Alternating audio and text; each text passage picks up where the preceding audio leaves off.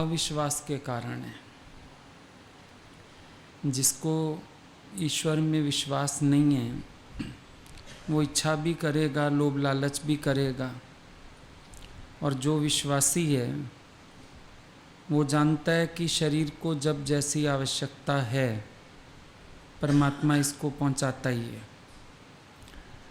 अब समझदारी से चलना वो एक अलग पहलू हो जाता है, और अंदर लालच का स्वभाव होना और कंजूसी का स्वभाव होना वो दूसरा पहलू है।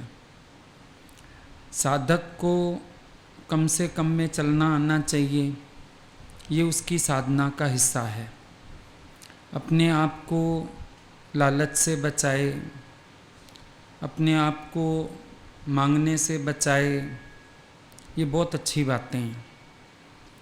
ये हर एक को अपने आप को बचा के चलना चाहिए, क्योंकि जब एक तरफ हमने फ़कीरी का मार्ग अख्तियार किया, फिर दूसरी तरफ इन सब चीज़ों का कोई प्रयोजन होना नहीं चाहिए। लेकिन जो आवश्यकता है या ज़रूरी है, ठीक है, फिर वो खर्च भी सकते हैं, और विश्वास है कि जब ज़रूरत पड़ेगी परमात्मा देगा। ये भी बात समझ के चलना कि एक तरफ अपने को साधु कहलाओ और फिर अंदर ये चिंता करो कल कहाँ से खाऊंगा, कल कहाँ से पहनूंगा, कल कैसे होएगा, ये फिर सब अविश्वास है। फिर तुम साधु नहीं हो सकते हो। साधु को कल की फिक्र नहीं आनी चाहिए, लेकिन अगर आज उसके पास आवश्यकता से अधिक है तो समझदारी से चलना भी उसकी साधना का हिस्सा है। दोनों बातों को बैलेंस करके चलना है। चिंता और फिक्र में भी नहीं आना है, लेकिन लापरवाह भी नहीं हो जाना है। कभी होता है ना, विश्वास है तो चलो जेब में जितना है उड़ा दो। फिर भगवान ने बुद्धि भी तो दी, समझ के खर्च करो, सोच के चलो, क्योंकि कल फिर हाथ फैलाना पड़ेगा। तो बेटर है आज हम समझदारी से चलते हैं, उसमें कोई नुकसान नहीं है। इसको कंजूसी भी नहीं कहते। अगर कोई व्यक्ति समझदारी से चलता है तो उसको हम लोभी नहीं कह सकते। इधर एक माता जी थे, बहुत ब्रह्म ज्ञान में अच्छी स्थिति उनकी, पर उनके घर में कभी जैसे संगत आती जाती थी, सत्संग सुनाते थे, तो जब सब चले जाते थे वो अपने चम्मच भी गिन के रखते थे। रसोई के कपड़े भी तहा तहा के आराम से गिन के रखना। लोग सोचते थे, एक तरफ कहते लालच ना करो, और दूसरी तरफ ये खुद तो ऐसे करते हैं। तो वो कहते थे अगर ईश्वर ने दिया है, लापरवाही उदारता नहीं होती। भाई हम लापरवाही से चलें और कहीं हम बड़े दिल वाले हैं, हम उदार दिल हैं बड़े, ऐसा नहीं होता। अगर हम उदार दिल हैं, साथ साथ हमको सावधान भी होना चाहिए। आज अगर हमारी जेब में 5,000 है और मेरी आवश्यकता 500 में निबट रही है, तो मैं 4500 क्यों खर्च करूं? हाँ, मेरी आवश्यकता 1000 की है और मैं कल के डर के मारे आज 500 खर्च के दुख से समय काटूं, ये मेरी कंजूसी होगी। डिफरेंस भी पहचानना। कभी कभी इर्द गिर्द देख के भी ना मन हमारा सोचता है कि सब अच्छे से चल सकते हैं तो हम भी चलें। फलाने के पास है, वो इतना महंगा पहनता है, वो इतनी खुले दिल से खर्च करता है, लेकिन फिर वो अपनी साधना से भी तो विमुख है। भाई अपने को फ्री छोड़ देना, इंद्रियों के सुख पूरे करना, ये भी तो गलत है। जब तुम्हारा गुजारा 500 रुपए के सूट में हो सकता है, तुम 2000 का खरीदो और बोलो मैं ना कंजूसी नहीं करता, लेकिन बहिर्मुख तो है। समय के अनुसार देखना आना चाहिए और वर्तना आना चाहिए। हाँ, ये ध्यान रखना है, खर्चते खर्चते ऐसी आदत ना डाल लेना कि जिस दिन नहीं वो बैठ के रो, और सावधानी करते करते ऐसे कंजूस ना बन जाना कि होते हुए भी परेशान होते रहो और बोलो क्या करूं, गुरु ने कहा है कम में जी के देखो। गुरु असल में कोई लकीर नहीं खींच के देता, गुरु का काम ही नहीं है लकीर खींचना। गुरु बड़ी सीधी सादी एक बात करता है और वो तुम्हें सावधान करता है। ना ज्ञानी कंजूसी में, ना ज्ञानी लापरवाही में, दोनों चीजें नहीं हैं। जैसी आवश्यकता है वैसा चलता है, और ये ध्यान में रखते हुए कि मेरा कोई पुराना स्वभाव तो अटैक नहीं कर रहा है। सिर्फ इतनी सावधानी है। हम ना तुम्हें कह सकते हैं इतना खर्च करो, ना हम तुम्हें कह सकते हैं तुम ना खर्च करो, क्योंकि परिस्थितियां तुम्हारे सामने हैं, सोर्सेस तुम्हारे सामने हैं, देखना तुम्हें। अब कई लोगों के पास सोर्स भी होता है।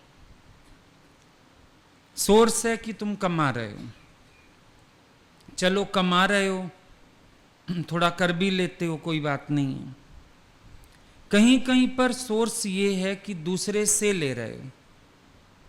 समझो तुम तो भगवान के भगत बन गए, अब घर में किसी पे डिपेंडेंट हो, कोई फादर पे, कोई ब्रदर पे, कोई सिस्टर पे, कोई किसी पे। अब ऐसे में जब सोर्स बनता है कोई भी, तो अंदर की शर्म नहीं उतार के फेंकनी चाहिए कि चलो अगला कर तो रहा है, हम अपना लापरवाही से उड़ाते जाएं।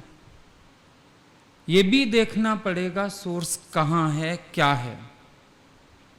और जब ऐसा कोई सोर्स है, आप डिपेंडेंट हो किसी पे, जरूर आप अपने खर्चों को लिमिट करो, बहुत आवश्यकता अनुसार खर्च करो, ढंग से चलो। देने वाले को भी ये ना लगे कि मैं तो दे रहा हूं, ये तो अपनी ऐश की जिंदगी जी रहे हैं, और वो आपके ऊपर दोष भी है। क्योंकि अगर आपको इतना ही शौक है तो अपने तन से जाके कमाओ, खर्च करो, कोई दिक्कत नहीं है। हमें भी किसी के पहनने खाने से दिक्कत नहीं होती, लेकिन जब हम देखते हैं तुम दूसरों के पैसे पे ऐश कर रहे हो, इसका सबसे बड़ा नुकसान क्या होता है? आज तो तुम्हें अपने घर वालों के पैसों पे ऐश करने की आदत है, कल अगर तुम्हें निष्काम पे भेजेंगे ना, तुम लोगों से सुख मांगोगे, इनके पैसे पे ऐश करोगे, इनसे सूट साड़ियां ले आओगे, क्योंकि तुम्हारे अपने अंदर तो वैराग वृत्ति है नहीं, तुम्हारे अपने अंदर तो निरीक्षापना है नहीं। ये भी चीज समझने वाली है, बहुत सावधानी है। आज अगर अंदर पुराना स्वभाव रह गया, कल वो आपको इस मार्ग पे भी भटका सकता है। जो जो स्वभाव जिसका रह जाता है, वो देखो उसी स्वभाव से निष्काम में भी फंस जाता है। किसी को कीर्ति प्यारी लग गई, वो कीर्ति में ही गुम हो गया, अपनी उन्नति भी भूल गया, उद्धार भी भूल गया। सिर्फ कीर्ति अच्छी लग रही है, मुझे लोग पसंद करते हैं, मुझे लोग प्यार करते हैं, लेकिन तेरी आत्मिक स्थिति क्या है, वहां तो वो पहुंचा ही नहीं, शब्दों की माया में फंस गया। अब तुम्हारे अंदर अगर दूसरों के पैसे पर ऐश करने की बीमारी हुई, और कईयों को मैंने आजमा के देखा ये, जब उनको अपने घर में आंख से शर्म उतर गई ना, बाहर भी शर्म उतर गई। वह कोई बात नहीं, जहां से आ रहा है आने दे, ऐश करो। और जब तुम्हें नहीं कमाया हुआ और एक गिलास पानी भी सोच के पियो, तब दादा की बात से दोगी किसी के घर का एक गिलास पानी भी मुझे नहीं चाहिए। पहले निरिच्छापना तो घर में होगा ना। जब अपने स्वभावों को खुली छूट दे दोगे तो फंसोगे, इसीलिए बचना है। मान लिया सोर्स ये है कि आप खुद ही कर रहे हो, कमा रहे हो, अर्न कर रहे हो, तो भी दादा कहते हैं इच्छाएं पूरी करने के लिए अर्न क्यों करते हो? बहुत जरूरी निर्वाह करने के लिए अर्न करो, बाकी अपना समय भगवान को दो। वहां भी दादा छूट नहीं देते किसी को कि हम सोचें कि चलो हम अपना ऐश इशरत करने के लिए बहुत सारा कमा लें। लड़कियां जितनी बड़ी आगे, शुरू में सबने नौकरियां की, आगे चल चल के भगवान ने एक एक की नौकरी छुड़वा दी। बोला बैठो आराम से राम भरोसे। कहीं कुछ इकट्ठा हो गया, कहीं किसी के घर से साधन बन गया, पर भगवान ने सबकी नौकरियां छुड़वा दी। बोला रोटी हम खिला देंगे, 2 जोड़ी भगवान पहना देगा। लोभ लालच तुम मत करना, इच्छा वासना तुम मत रखना, इतना तो हम तुम्हें चला लेंगे। सबको छुड़ाया, बोला भगवान का कार्य करो। जीवन भगवान को दिया और आधा आधा दिन नौकरी में दे आते हो। सबको छुड़ा लिया उन्होंने। क्यों छुड़ाया? बोला तुम्हें चाहिए किसके लिए? और हंसते थे। जो लड़की सवेरे निकलने लगती थी, बाय करने तो जाएगा, भगवान जा रहे हैं, तेरी 2 टकियां दी नौकरी थे, लखां दा सावन जाए, करोड़ों का सत्संग चला जाएगा, माई जा रही है नौकरी करने, ऐसे बोल देते थे। तो ऐसे कर कर के भी छुड़ाया, किसी को डांट के छुड़ाया, किसी को कैसे छुड़ाया। मेन बात अपने अंदर का निरिच्छापना। आप निरिच्छा हो तो आपको कोई ख्याल नहीं आएगा, जहां जरूरत होगी हो भी जाएगा और कल की फिक्र आएगी नहीं। ये अपने निरिच्छापने में ताकत है। जितने हम अचाह हो जाते हैं अंदर से, ये प्रकृति भी हमको बैलेंस से चलाती है, और अंदर चाहनाएं रख के बैठे रहो फिर मुश्किल हो जाता है। आज अगर भक्त अचाह थे तो नरसिंह जैसे की हुंडी भरने भी भगवान चले गए। किसी के भात भरते हैं, किसी की हुंडियां भरते हैं, किसी के कोई काम करते हैं, क्योंकि भक्त अचाह है। जब मेरे अंदर चाहना नहीं है तो मैं विवेक से बहुत अच्छा चल सकता हूं, पर जब चाहना आ जाती है ना, वो विवेक की आवाज भी स्पष्ट नहीं होने देती है। क्या करें क्या नहीं करें, क्या ठीक है क्या गलत है, उलझन खड़ी हो जाएगी। या फिर इतनी लापरवाही आ जाएगी कि यूं ही चलते चलेंगे बिना विचारे। अब बिना विचारे जो करे वो पीछे पछताए। काम बिगाड़े आपनो जग में होत हंसाए। हमें बिना विचारे भी नहीं चलना है। ज्ञानी को हर कदम पर विचार के चलना है, क्योंकि सबसे पहले आपको ये देखना है आपको मन चला रहा है, आपको विवेक चला रहा है, कौन चला रहा है आपको, ये देखने वाली बात है, विचार करने जैसी बात है।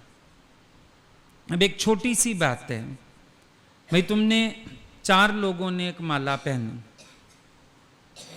चलो कईयों ने उतार दी, कईयों ने पहनी है। अब जिन्होंने पहनी है क्यों पहनी है?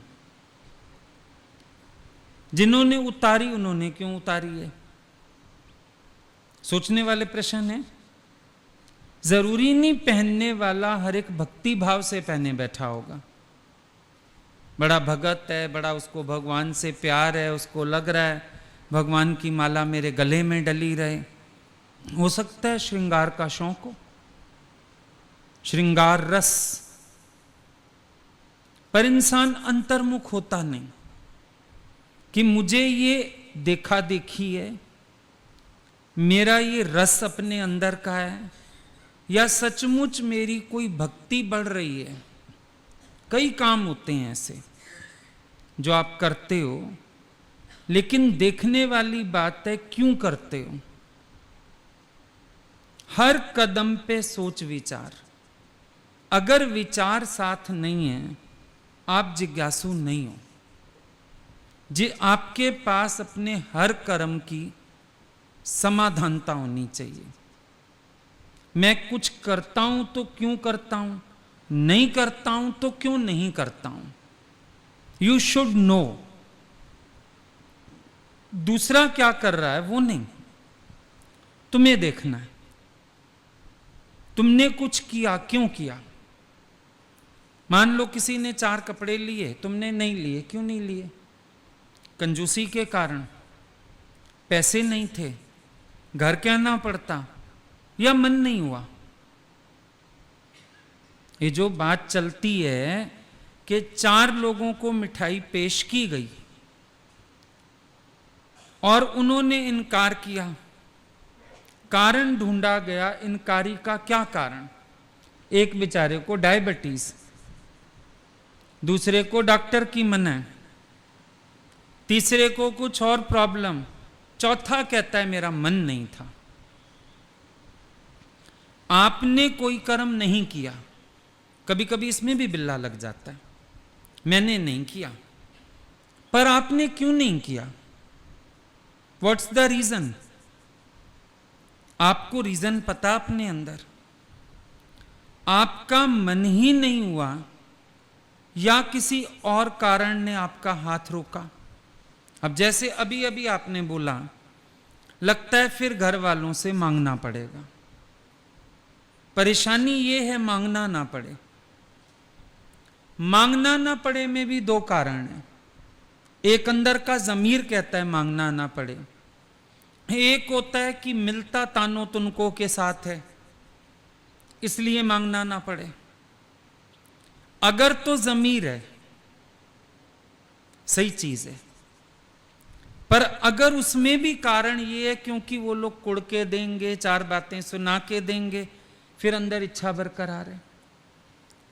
अगर कारण ये है मांगना ना पड़े, इच्छा फिर जीवित है, क्योंकि अगर मांगने वाली प्रॉब्लम ना हो तो तुम अभी खरीद के ले आओ। क्या मन ही नहीं हुआ अंदर से। पहचानने वाली बात देखो, ज्यों ज्यों ज्ञान में आगे बढ़ोगे, खाना और पहनना ये 2 चीजें सूक्ष्म होती हैं। नींद ये भी सूक्ष्म होती है।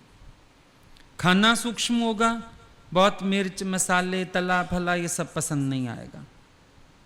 सात्विक भोजन अच्छा लगेगा, जरूरत भर का अच्छा लगेगा, लोभवश कुछ अंदर जाएगा नहीं, रस के अधीन कुछ अंदर जाएगा नहीं, उतना जितना शरीर को जरूरत है।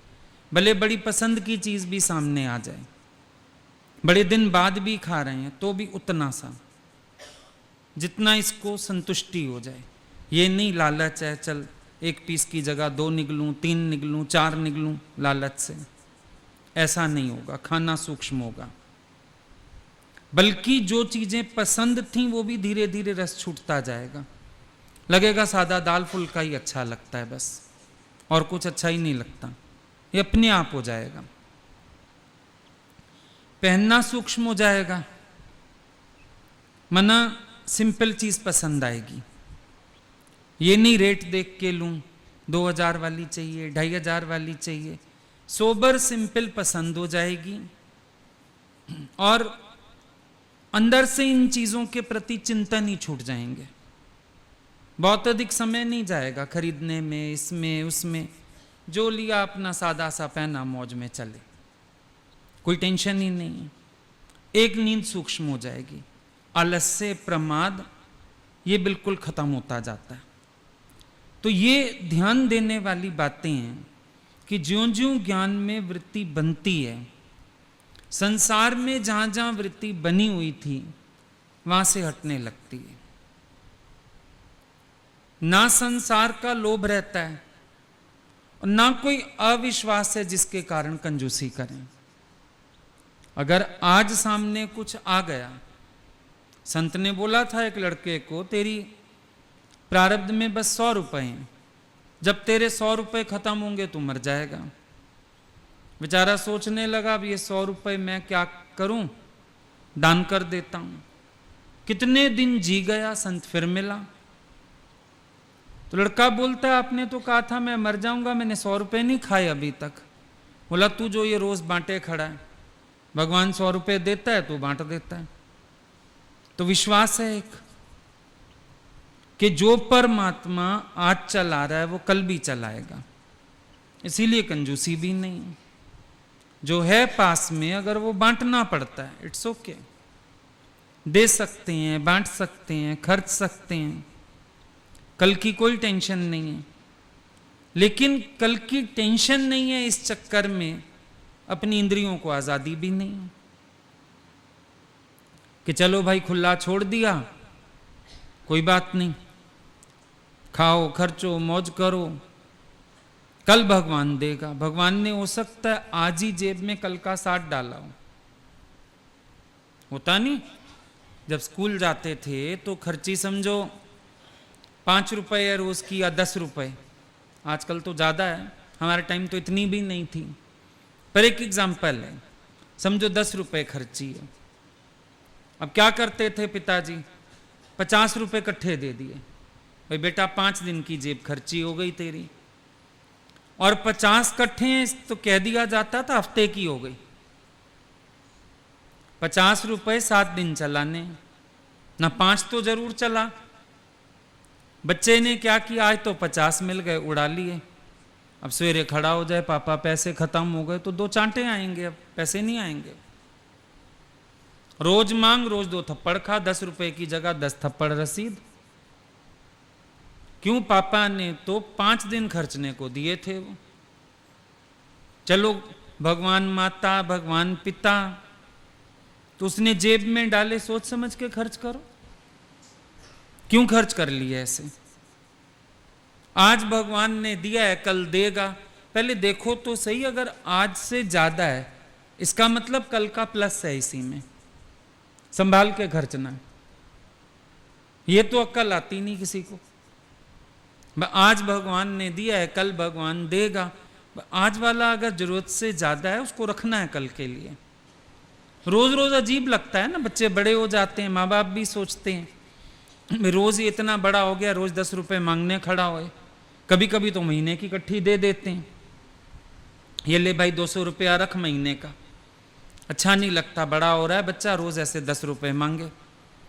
भगवान भी कभी कभी सोचता है मेरा भगत बेचारा रोज रोज खड़ा होके मांगे, अच्छा नहीं लगता, तो क्या करें, जेब में इकट्ठे डाल देता है। और तुम इतने होशियार बनते हो, सोचते हो आज जो आया इसको उड़ा दो, कल भगवान देगा, और कल देखते हो जेब खाली। आप तो कहते थे भगवान देगा, भगवान ने तो दिया नहीं। जिस बच्चे ने हफ्ते की खर्ची 1 दिन में उड़ा दी, अब 6 दिन जाए खाली पॉकेट, हम क्या करें? प्रारब्ध से ऊपर तो भगवान भी नहीं देगा। जब प्रारब्ध डाली है तो प्रारब्ध को ठीक से खर्चो ना। तुम्हें प्रारब्ध भी नहीं खर्चनी आती, 6 दिन की प्रारब्ध 1 दिन में उड़ा के बैठ जाते हो, कल भगवान देगा। तो बाप भी बोलता है बेटा टकसाल थोड़ी लगी हुई है, नोट छापने की मशीन थोड़ा है हमारे घर में, तो महीने में मेरे को तनख्वाह मिलती है, महीने की खर्ची तुझे दी थी, तूने क्यों उड़ाए? तो ये भी समझदारी होनी चाहिए, उड़ाना थोड़ी है। आज अगर घर में लाख रुपया पड़ा है तो खुजली नहीं होनी चाहिए, कैसे खत्म करूं, कैसे खत्म करूं। अगर ये लाख रुपया पड़ा है इसका मतलब मैं भगवान का विश्वासी नहीं हूं। बड़ा विश्वास है, ये भगवान ने लाख रखवाया हुआ है, कुछ सोच के रखवाया होगा, कहीं खर्च होना होगा। अगर माँ बाप हमें कुछ पकड़ा दें, भी संभाल के रख दो, तो खुजली थोड़ी होनी चाहिए, इसको उड़ाऊं उड़ाऊं, मांग सकते हैं वो वापस। तो ये भी एक समझदारी होनी चाहिए। कई लोग फिर समझते ज्ञान माना बेपरवाही, चलो आज तो उड़ा दो, कल की कल देखेंगे। अब संत अगर मटके उल्टे करके रखते थे ना, वो बात अलग थी। भाई नदी से मटका भर के लाई, ये नहीं पता सवेरे श्वास होगा कि नहीं, मटका उल्टा करके रख देते थे। उनके समय में ये पैसों का और इन चीजों का झमेला ही नहीं था। पर आजकल समय फर्क है। आजकल आपको पानी भी मोल मिलता है। कौन सी नदियां बह रही हैं जहां से मटका भर लाओगे? तो आपको संभाल के चलना पड़ेगा। आप बोलो मैं तो संत बनता हूं, जेब में जितने पैसे हैं उड़ा देता हूं, पर कल मटका कहां भरने जाओगे? वहां तो नदी बह रही थी। सवेरे उठ के पता था सांस होंगे तो मटका भर लाएंगे वहां से, तुम जेब कहां से भरने जाओगे? कौन सी नोटों की नदी बह रही है जहां जेब भरने चले जाओगे? जरा दिमाग भी तो इस्तेमाल करो ना। बस जो वचन सुन लिए दादा के, जो वचन सुन लिए गुरु के, ऐसे अंधाधुंध लगाने खड़े हो जाते। विचार तो करो। दादा ने बोला मनी इज यूजलेस, तो पर सड़क पे थोड़ी फेंकना। Money is useless in comparison to bliss. भाई आनंद के आगे धन निरर्थक है, क्योंकि धन से आनंद खरीदा नहीं जाएगा, संत खरीदा नहीं जाएगा। दादा की ये पॉइंट है। तुम बोलो दादा ने कहा है मनी यूजलेस, चलो पर सड़क पे फेंक आते हैं। फेंको फिर रोना बैठ के। दादा ने तो कोई पर्स नहीं फेंका सड़क पे। दादा ने तो दुकान चलाई। दादा ने तो जब तक बच्चे बड़े नहीं हुए कारोबार संभाला।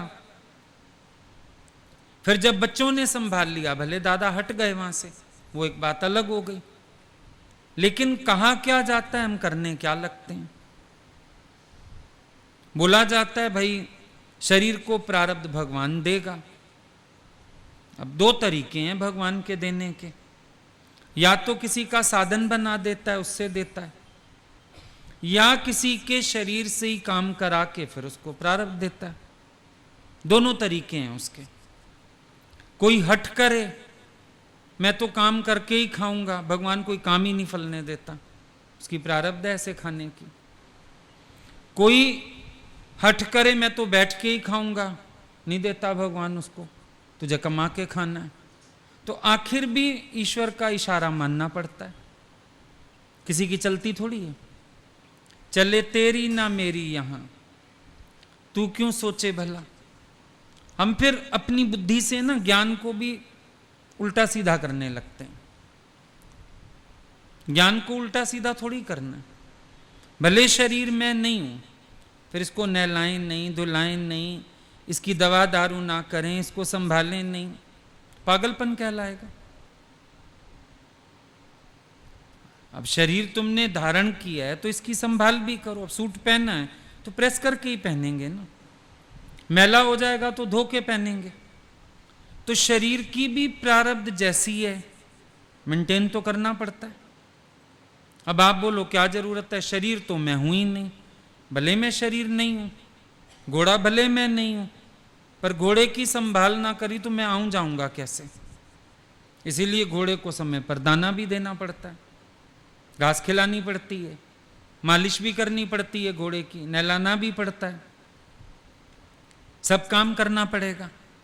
शरीर भले मैं नहीं हूं, फिर भी शरीर की संभाल करनी पड़ेगी। इसको नहलाना भी है, खिलाना भी है, सैर भी करानी है, परहेज भी कराना है, ढंग से चलाना है। क्योंकि अगर मैंने इसको ढंग से नहीं चलाया तो मेरे ही दुख का कारण बन जाएगा। तो अब ये भी कह के छूट नहीं सकते कि मैं शरीर नहीं हूं। भले मैं नहीं हूं शरीर, फिर भी शरीर का ध्यान तो रखना ही है। तो जहां जो सिचुएशन सामने आ रही है उसको उस तरीके से टैकल करो। अब राजा जनक राजा है तो वो ऐसे फकीरों वाले कपड़े पहन के भी नहीं बैठ जाएगा। उसकी प्रारब्ध राजाई में है, औदा भगवान ने दिया है उसको, और उसके गुरु ने औदा छुड़ाया नहीं है उसका। तब राजा जनक क्या करे? क्या वो फकीरों वाले कपड़े पहन ले? और आप बोलो मेरे को तो ज्ञान से गुरु ने राजा बना दिया, फिर क्या करोगे? लोगों से मांग मांग के महारानियों वाले कपड़े पहनोगे, जेवर पहनोगे, सिंहासन पे बैठोगे, ये भी बात नहीं फबती। जहां शरीर की प्रारब्ध है वैसा शरीर चलेगा। अगर राजा जनक के पास शुकदेव ज्ञान लेने आए, राजा जनक ने एक दिन जिद नहीं की, 8 दिन सुखों में रखा, 8 दिन दुखों में रखा। सुनी हुई है बात कई बार। पर राजा जनक ने एक दिन भी जिद नहीं की, नहीं तू पीतांबर ओढ़ ले, अच्छा धोती पहन ले, अच्छा और कुछ नहीं करता, गले में एक माला पहन ले। कहा राजा जनक ने? अगर शुकदेव की प्रकृति निवृत्ति वाली है तो ठीक कह रहे निवृत्ति में वो।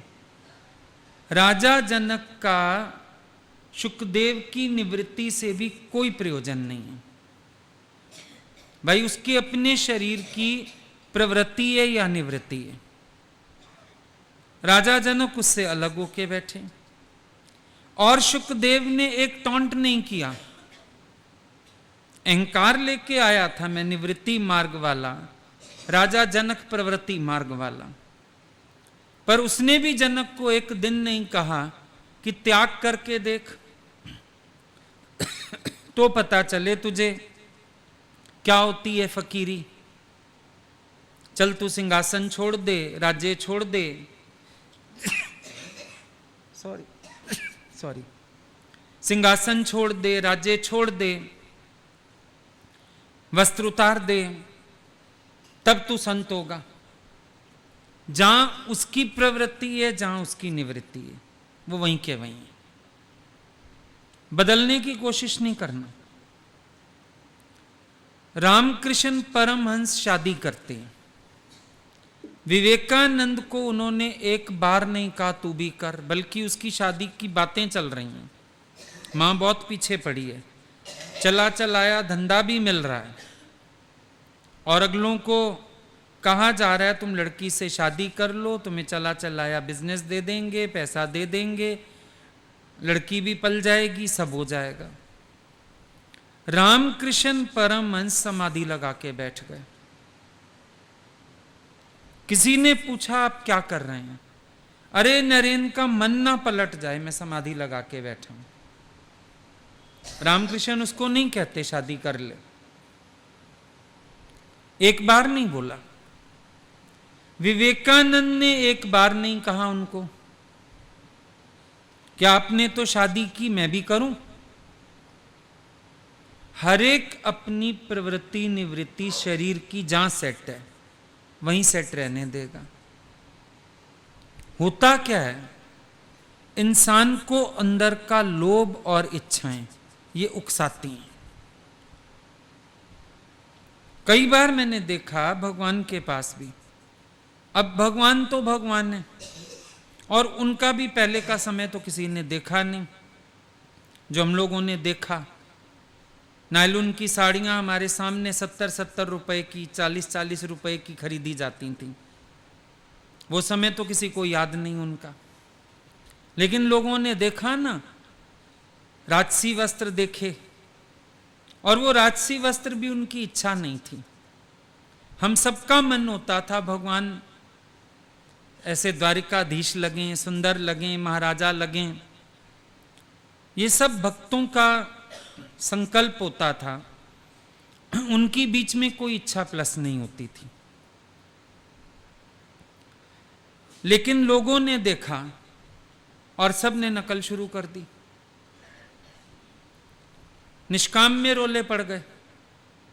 सबने साड़ियां पहननी है, सबने पर्स उठानी है। आजकल तो तुम फेसबुक और वो सब खोल के देखो, सबने मॉडलिंग कर रखी है। ये याद नहीं गुरु की तपस्या वाली पुस्तक। कोई पूछे गुरु के अंडर रह के तुम कितना तपे, लेकिन ब्यूटिफिकेशन शुरू हो गई क्योंकि सबको लगा हम आप समान हो रहे हैं। ऐसे कोई आप समान हुआ आज तक? बाहर का वेश धारण करके कोई आप समान हो सकता है? लेकिन सबने अपनी प्रकृति वहीं छोड़ दी, नकल में आ गए। भगवान ऐसे पहनते हैं हम भी पहने, वो ऐसे चलते हम भी ऐसे चले। सबके पास बल्कि वैरायटीज हो गई, फकीरी तो वहीं रह गई, वैरायटी ज्यादा हो गई। ज्ञान वहीं छूट गया, दिखावा शुरू हो गया। क्यों? यहां और भी ज्यादा मजा। दुनिया में तो फिर भी कभी कभी कुछ अच्छा पहनो, यहां तो रोज तुम सत्संग जा रहे हो, सुनाने जा रहे हो, गुरु हो अपना रोज, यहाँ शादी का सत्संग है, यहाँ मरने का सत्संग है, यहाँ जीने का सत्संग है, और ही अपनी प्रकृति से जुदा हो गए। और जब इंसान अपनी प्रकृति से जुदा होता है ना, ज्ञान भी नहीं धारण होता फिर उससे, क्योंकि प्रकृति से जुदा होता है इच्छावश। अब इच्छा तो फिर बहिर्मुख करती है, इच्छा तो चिंतन चलाती है, इच्छा तो किसी और दिशा में ले जाती है। अपनी प्रकृति से हटना ये साफ साफ परिचय देता है इच्छा हो गई, चाहना हो गई। अब चाहना किस वजह से हुई? किसी को देख के हुई, सोर्सेज मिल गए इसलिए हो गई। लेकिन ये सच्चाई है, आपका अपने ऊपर संयम नहीं है, ये बहुत बड़ी सच्चाई है। असंयमी हो, संयमवान होते तो आपका अपने पर पूरा संयम रहता था, आप अपनी प्रकृति से अलग ना होते। लेकिन जब असंयमी व्यक्ति है तो क्या किया जाए? और ऐसा नहीं गुरु प्रकृति से हटा के नहीं चलाता। हम लोग गए घरों से, बहुत अच्छा हिसाब किताब था। उस जमाने में लोग पहनते भी नहीं थे, और हम लोग इतने लाड में पले थे, सिल्क की शर्ट्स पहनते थे। और भगवान ने तो फिर सूती भी पहना दिया, भगवान ने तो फिर 4 जोड़े में भी गुजारा करवाया।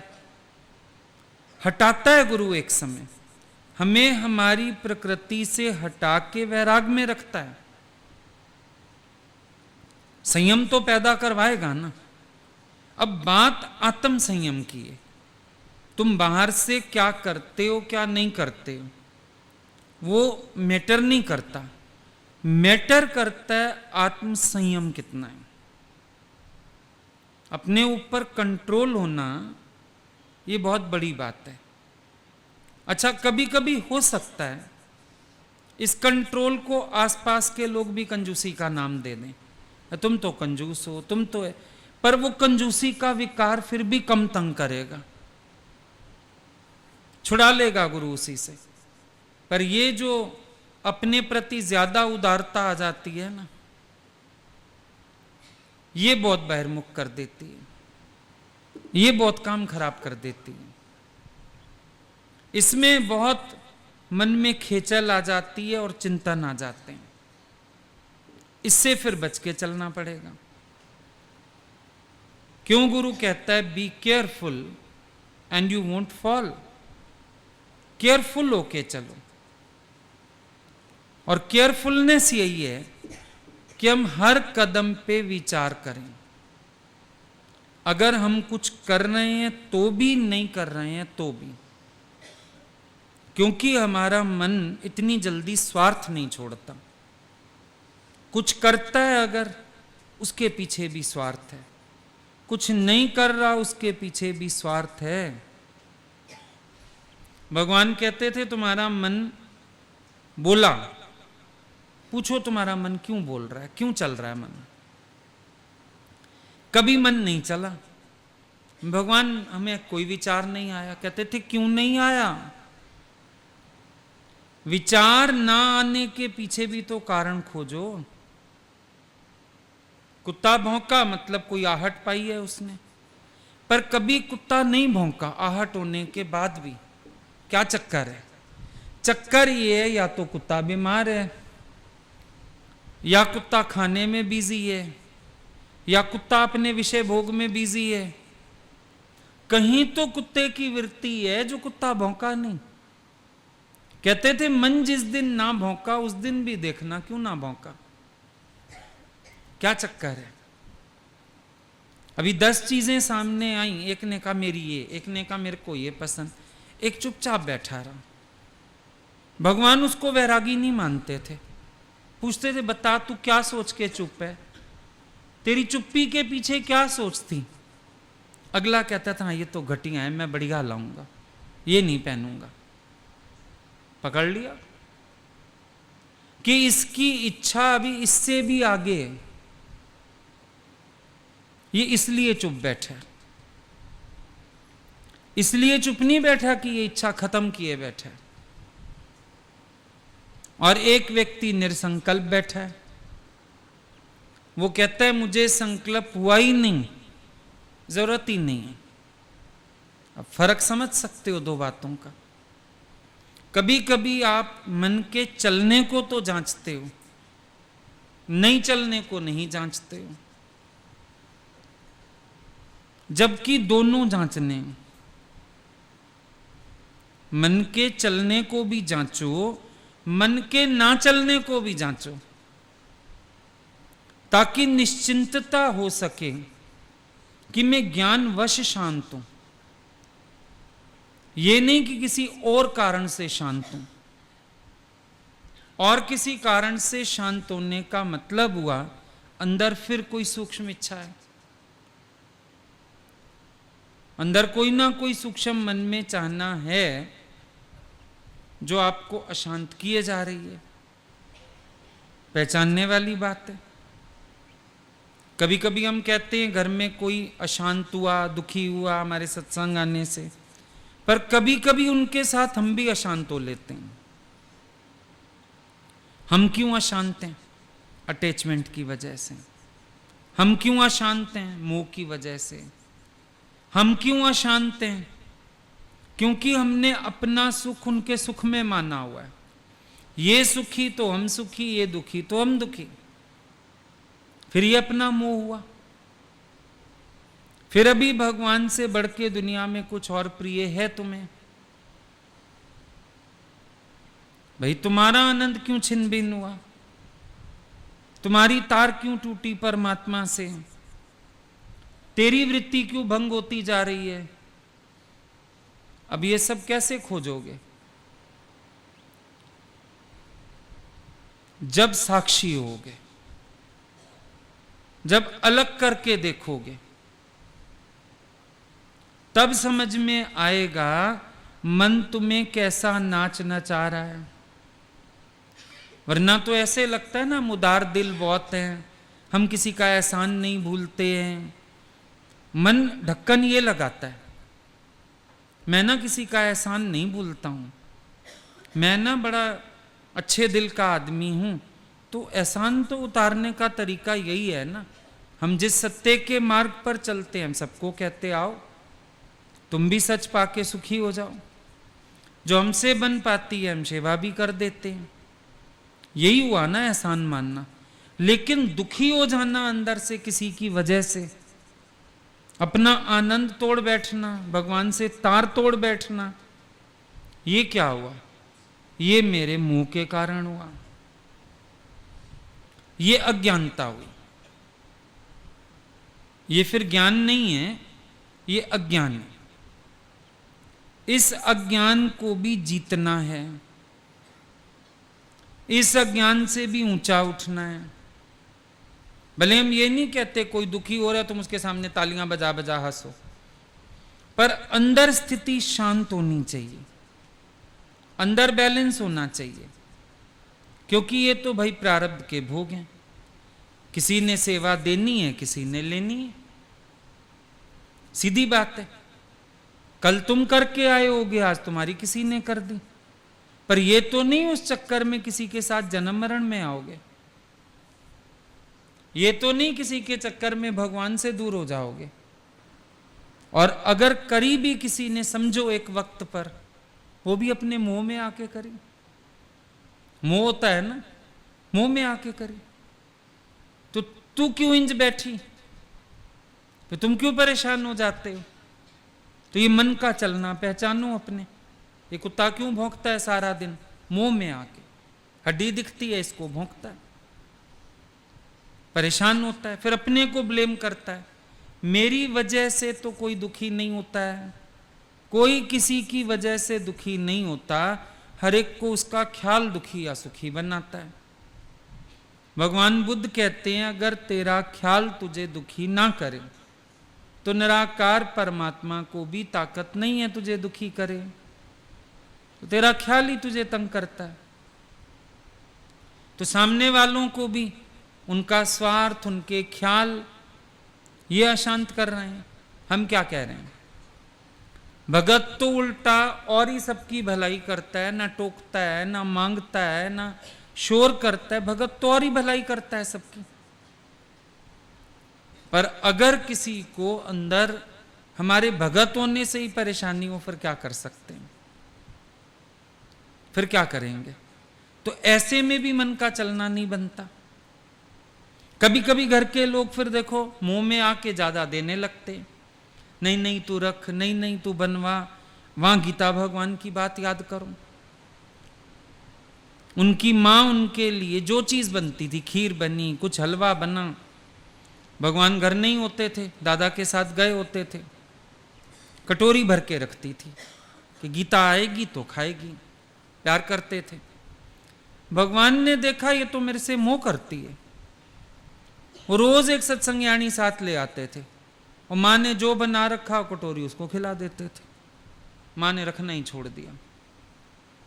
अब कभी कभी घर के लोग देते हैं, ज्यादा देते हैं, या पता नहीं तुम लोग झूठ सच करते हो, तुम्हारी माया को नमस्कार, हम नहीं जानते अंदर की सच्चाई।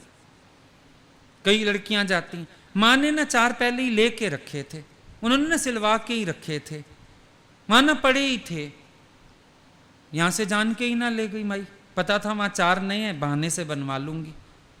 होशियारी। अब ये भी तो पाप तुम्हारे अंदर पड़ा है पेट में। ऐसे में उल्टा तुम अगले को मोचड़ा दो ना, पड़े हैं मुझे पहनने ही नहीं है, मेरे पास बहुत। लालच तुम्हारे अंदर का है, तुम आती हुई माया को ना नहीं कर सकते। मन फिर इसमें तुम्हें ज्ञानी बना देता है। मैंने थोड़ी लिए, उन्होंने लेके रखे थे, फिर कल वो जहर की शीशी ले रखेंगे, पी लोगे? वो नहीं पियोगे। पर जो तुम्हें चीजें मिलती हैं वो ले आते हो फटाफट। अब यहां भी अपना लोभ जांचो। चलो दादा के लिए भी 4 जोड़ी रख देते थे, दादा उठा लेता था, पर कब? जब पहले वाले 4 के कॉलर भी बदलवा चुका होता था और वो भी घिस गए होते थे, उस दिन उठाता था वो 4। चप्पल में जब छेद आ जाते थे, स्ट्रैप टूट जाते थे, कई बार मोची गांठ चुका होता था, तब उठाता था चप्पल। तुमने ये तो सुन लिया कि घर वालों ने रखा, दादा ने उठा लिया। तुम भी अपना घर गए, तुम्हें भी किसी ने बताया सूट लिए पड़े हैं चाहिए तो, चीज ली पड़ी है चाहिए तो, तुमने भी उठा ली, दादा भगवान बन गए। मेरे लिए भी ले रखी थी घर वालों ने, तो जब तुम्हारे पास ऑलरेडी इतना है, तुमने नो क्यों नहीं किया? मने क्यों नहीं किया?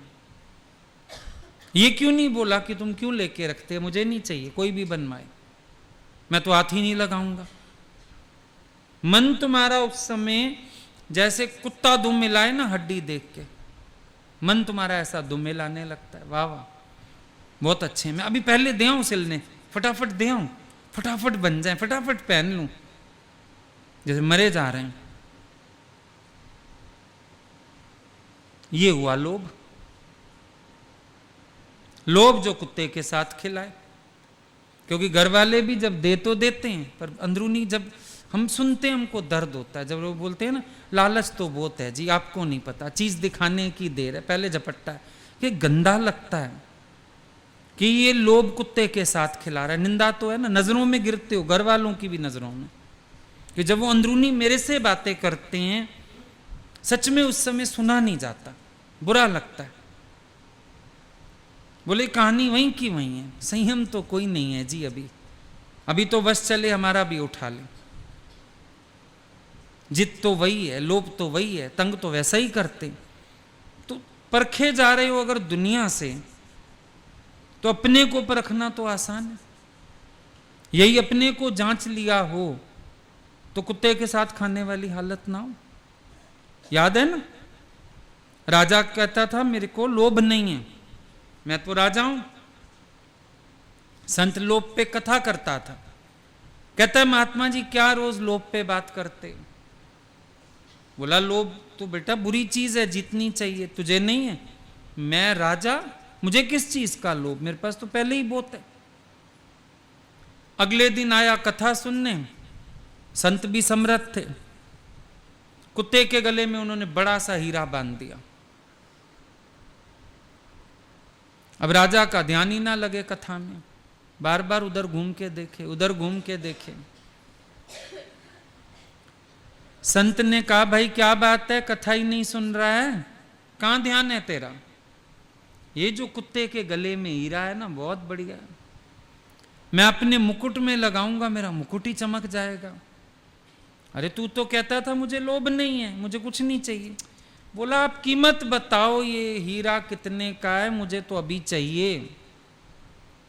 संत बोला देखो इसकी कीमत तो कोई नहीं है, बस इतना ही है कि कुत्ता के साथ तेरे को खिचड़ी खानी पड़ेगी एक थाली में, जैसे कुत्ता चाटे तैसे तू भी चाट। चुप हो गया, राजा हूं कैसे खाऊं, सुबह बताऊंगा सोच के। सारी रात नींद नहीं आई, चिंतन चलता जा रहा है। आखिर सुबह लोभ ने जीता। कभी कभी ना शर्मिंदगी आ रही होती है अंदर, पर लोभ जीत जाता है। लग रहा होता है ये लोग क्या सोचेंगे मेरे लिए, मैं ऐसी हरकत करूं, मैं फिर ले लूं, पर वो लोभ जीत जाता है। चिंतन भी फायदा नहीं होता करने का, क्योंकि दीवार का झुकाव जिधर है गिरनी उधर है। जब एक बार मन में लालच उठ गया तो फिर लेप छेप तो कुछ भी लगाओ। आखिर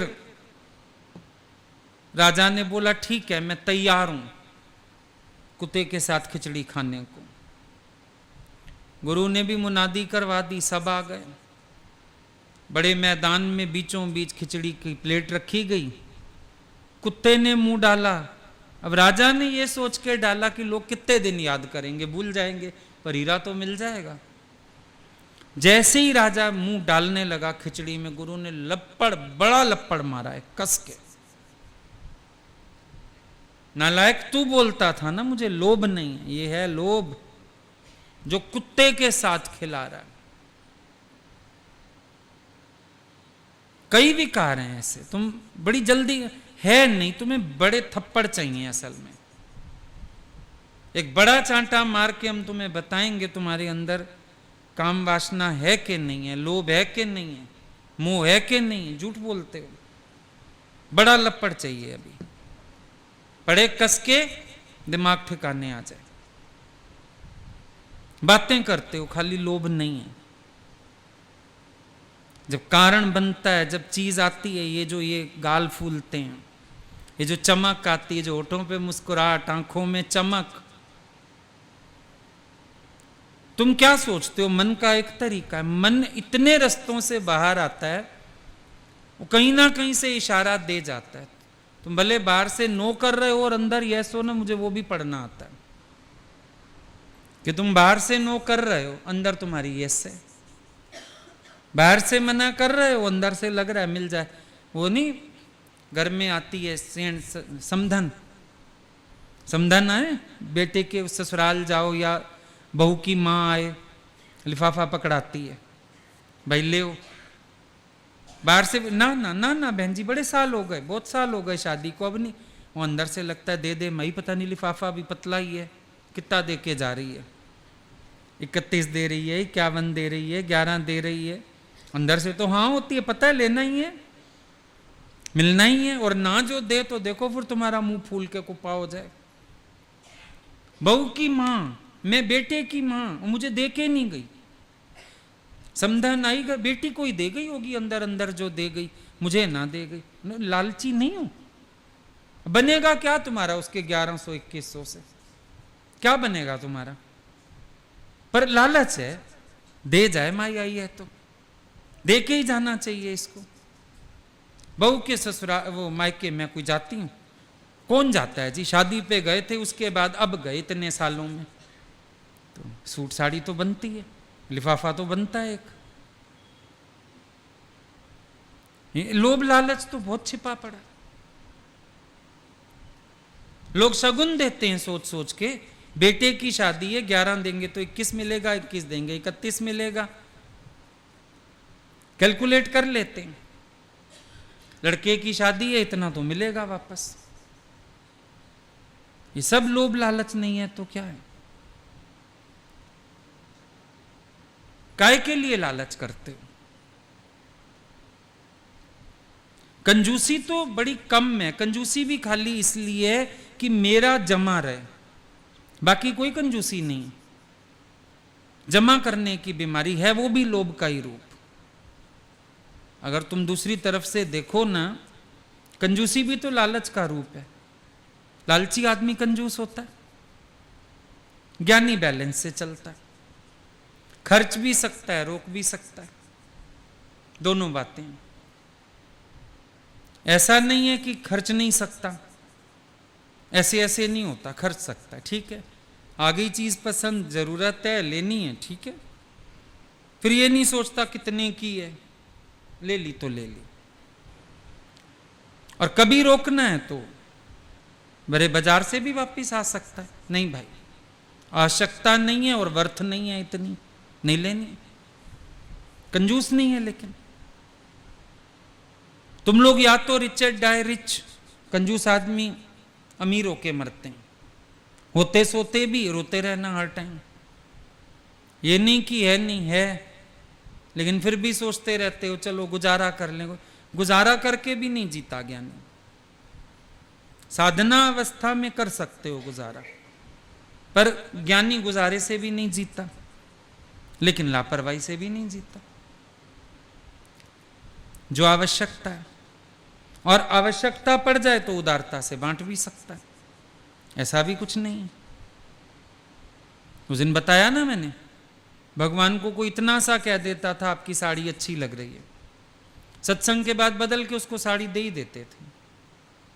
कईयों को देखा मैंने, दे देते थे। तुम्हें अच्छी लग रही है, तुम ले जाओ, तू पहने, तू खुश हो जा।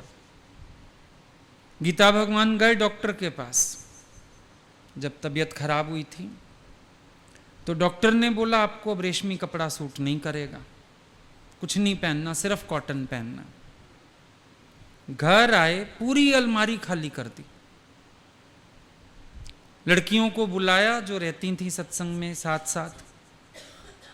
उधर ही एक थी, उसको टेलरिंग आती थी, उसको बोला ये सारे सूट लड़कियों को फिटिंग के बना दे आज।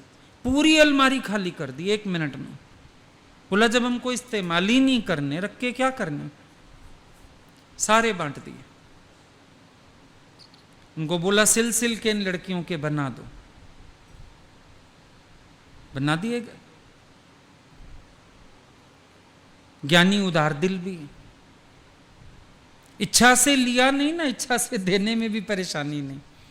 संत को जबरदस्ती सिंहासन मिल गया, अभी पहले आदमी को बिठाते हैं, पड़ोसी राजा आया आक्रमण करने, बोलो तो वैसे ही ले ले। पर एक बात याद रखना, मैंने राज्य बड़े सुख से भोगा, तू नहीं भोगेगा। कहता है श्राप देते हो, कहता है नहीं, अनुभव की बात बताता हूं, मुझे इच्छा से नहीं मिला, मैंने सुख से भोगा।